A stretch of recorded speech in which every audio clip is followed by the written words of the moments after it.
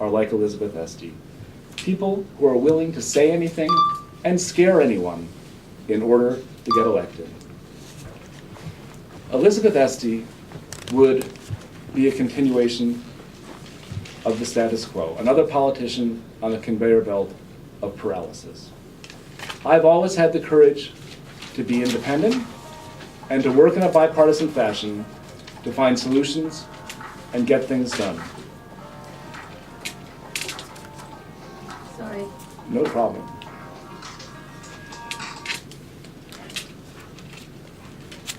Elizabeth Esty has been quoted repeatedly as saying that I'm a nice guy. But the issue is not about being nice. It's about being effective. I've never believed that being kind and being effective are inconsistent one with the other. Elizabeth Esty's record shows that what she believes is effective is the status quo of the Democrats, continually raising more taxes and increasing government spending. She thinks being effective means lying about me and shaking down businesses and corporations regulated by her husband's agency to pay for those lies.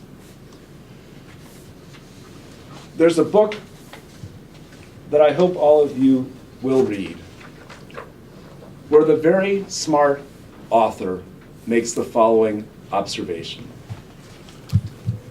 Even when outright bribery is not involved, a government official's judgment may still be affected by the prospect of securing campaign contributions or other favors.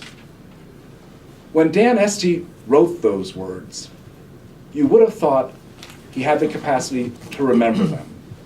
He knows, and all of you know, and the people of the 5th District know, and the Center for Responsive Politics knows, that it's just plain wrong for Elizabeth Esty to be raising large campaign contributions from the very businesses her husband regulates, some of whom contribute to a lot of pollution going into our atmosphere. Elizabeth Esty's husband has the ability to hurt or to help thousands of businesses in Connecticut. And Elizabeth Esty is taking full advantage of what her husband wrote, that even though it might not be outright bribery, a government official's judgment may still be affected. We should all ask Dan Malloy whether he thinks Dan Esty's judgment is being affected by his wife's relentless pursuit of campaign contributions from the industries he oversees. So,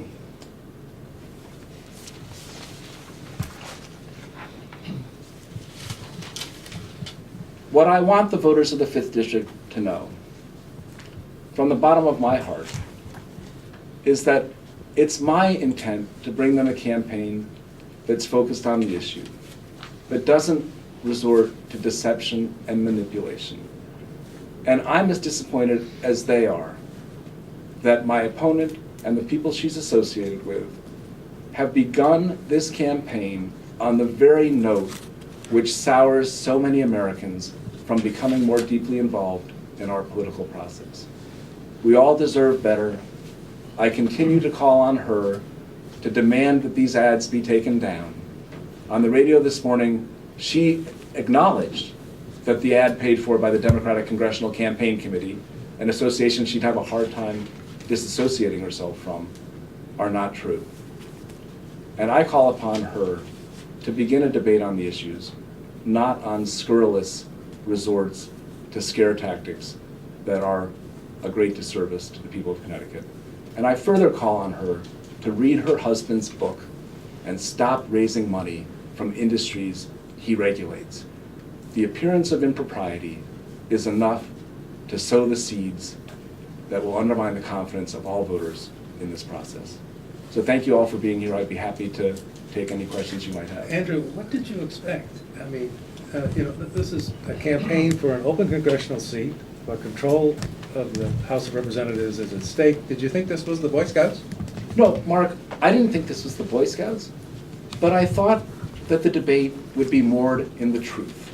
And, there's an old expression, false in one thing, false in all things. Well, let's take And the so D- when the the DCCC. when the first message coming from my opponent and from the Democratic Congressional Campaign Committee is an outright lie, it doesn't bode well for a campaign on the issues. I'm prepared to debate all of the issues. Let's take the two separately. The DCCC spot says that the Republicans, like Ryan, need your vote to pass their plan. Well, that's true.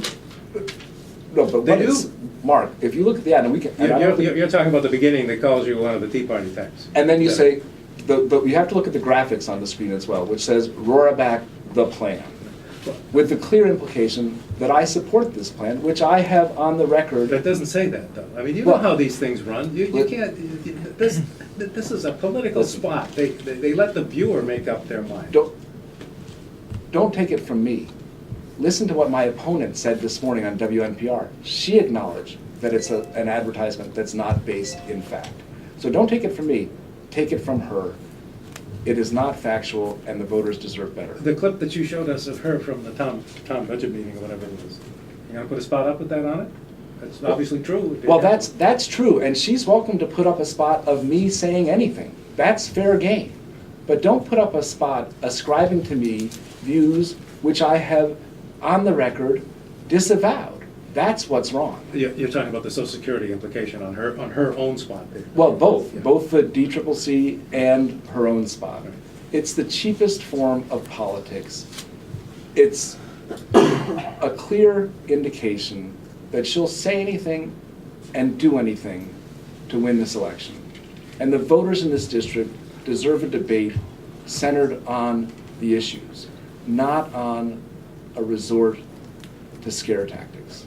In Have you- addition to doing this, talking to us, trying to get your message out this way, do you think the debates that are coming up with her, that you'll be able to call her out on this, to hold her feet to the fire on this? I'm not gonna stop talking about her raising money from the industries her husband regulates until November 6th. The people of this district need to know where she's getting the money to run these lies. So it's two wrongs don't make a right. And I'll be, at every debate we have, these issues are gonna be central to this discussion that we have. Voters you talk to, are they buying this? Of course not. The voters that I've talked to have seen me over 18 years develop a record of service and independence.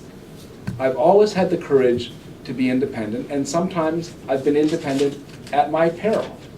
But that's who I am.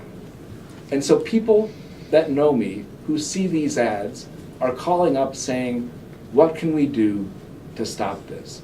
And I tell them, do what I'm doing. Call on Elizabeth Esty and tell her that you want better than what she's offering. Have you heard back from anyone in regard to the TV ads? Any of the television stations or anybody you contacted? There is an ongoing dialogue Mhm. with the television stations, and we are hoping that we will prevail on them to do the right thing. Because they're not under an obligation. If the ad was paid for by a candidate, Mhm. they're under an obligation to run it like hers. They have to run her lies. Mhm. But they don't have to run the lies of the Democratic Congressional Campaign Committee. Elizabeth Esty says that there are also businesses and entities with business before the state senate that have given you money. So how do you respond to that? The state senate is closed. I didn't raise any money from people, from lobbyists, when the legislature was in session. The state senate, I will not be a state senator starting on January 3rd. Dan Esty will continue to be the commissioner of the Department of Energy and Environmental Protection long into the future. I think this governor, it says something about this governor, that he looks the other way when one of his commissioners is allowing businesses that he regulates. And he also serves, he's in a position to curry a lot of favor. And the people, when you look at the people that are giving her contributions, many of them stand to benefit from decisions he makes. I want to be clear, Andrew, about your position on Social Security. The fact check that the SD campaign has put out for their ad Yes. says that the Simpson Bowles plan would raise the Social Security retirement age and would reduce the cost of living. So you're not saying, look at the Simpson Bowles plan immediately, you're saying, No.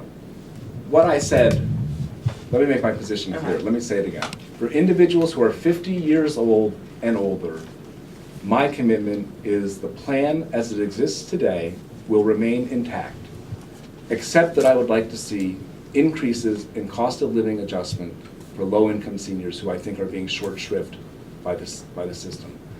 For individuals under 50 years of age, the truth is there will be no money in the system come 2037 unless we make some changes. So for my statement in Simsbury that we ought to consider the recommendations of the Simpson-Bowles Commission to be morphed into this hateful lie is a huge transgression. But again, I think what we learned in seeing how Mrs. Estee conducted herself at public meetings in Cheshire, she doesn't mind telling people to get out of town if she disagrees with them. Rather than engaging in a constructive dialogue about how to solve a real problem, her answer was, get out of town. I'm sorry, I don't understand your position on Social Security. You said for people over 50, you leave it as it is. Correct. Right? And what about the cost of living for low-income seniors? I think we should increase cost of living adjustments for low-income seniors. To what? What are you going to peg it to? It's pegged to inflation now. Well, the recommendation in the Simpson-Bowles Commission, and understand And what's that- low income? Well, here's my feeling, Mark. We have a lot of seniors in this state who have spent their lives working hard and playing by the rules.